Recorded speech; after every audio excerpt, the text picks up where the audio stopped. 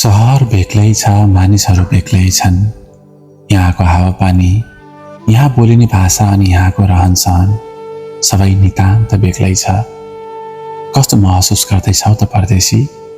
आफ्नो घरको न्यानो काग, गाउँको माटो र परिवारको त्यो अटुट साथ छोडेर यो बिरानो परदेशमा पाइला टेक्दा तिम्रो मन कति आत्तिको होला होइन?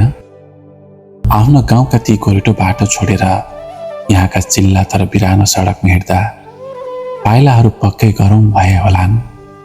यो त केवल सुरुवात मात्र हो, दुःख त अझै भोग्नु र देख्न बाँकी नै छ। यहाँका दिनहरू लामा र रातहरू एकदम एक्ला हुनेछन्। कहिलेकाहीँ कामको थकानले भन्दा पनि घरको यादको भारीले तिमीलाई धेरै थिच्नेछ। तर एउटा कुरा सधैँ याद राख्नु, तिमीले हरेस कहिले नखानु है। यो कठिन यात्रा तिमीले केवल आफ्नो लागि मात्र होइन, हजारौं माइल टाढा तिम्रो बाटो हेरेर बसेको त्यो परिवारको खुसीको लागि तय गरेका छौ। बुवा आमाको आराम, जीवनसाथीको भरोसा र छोराछोरीको उज्यालो भविष्यको लागि तिमीले अझै धेरै कुरा सहनुपर्छ।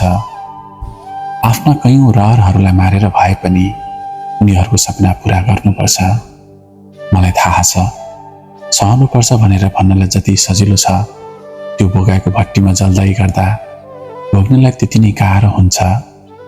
बिरामी पर्दा एक ग्लास तातो पानी सोधेर दिने मान्छे नहुँदा वा चाडबाड आउँदा एक्लै बन्द कोठामा थुनिँदा निस्किने भक्कानो र खस्ने आँसुको पीडा शब्दमा बयान गर्न सकिँदैन।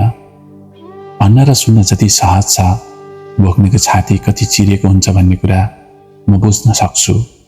त्यही पनि तिमी यो सहरमा नयाँ छौ, भर्खरै त आएका छौ। सुरुवाती दिनहरूमा सबै कुरा पहाड जस्तो लाग्छ, मन सधैँ आथिरहन्छ। तर बिस्तारै समयसँगै तिमीले सबै कुरा बुझ्दै जानेछौ।